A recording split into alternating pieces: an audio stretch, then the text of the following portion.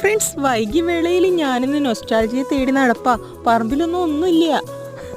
അപ്പോൾ ഇല്ലേ, ഞാനിങ്ങനെ നടന്ന് വെറുതെ മുകളിലോട്ട് നോക്കിയപ്പോൾ ഇത് നമ്മുടെ പമ്പരച്ചെടി. കുട്ടിക്കാലത്ത് ഈ പമ്പരച്ചെടി കിട്ടിയല്ലേ, പമ്പരച്ചെടിയിൽ പൂവ് കിട്ടിയാൽ നമ്മൾ ഊതി ഊതി സമയം അങ്ങ് പോക്കും, കുട്ടികൾക്കെല്ലാം കൊടുക്കും. അങ്ങനെ ഇരിക്കെ ആവും പമ്പരച്ചെടീൻ്റെ പൂക്കളെടുത്ത് ഊതി. നമ്മൾ ചിലപ്പം കാറ്റാടിച്ചെടി എന്ന് പറയും.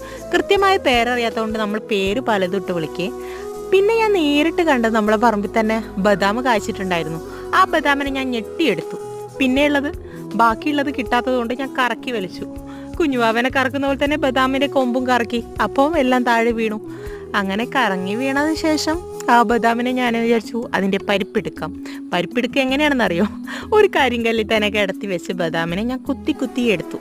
അപ്പോഴേക്കും ബദാം ഫുൾ പരിപ്പായി പോയിട്ടുണ്ടായിരുന്നു. നോർമൽ സൈസിലൊന്നുമല്ല കിട്ടിയത്.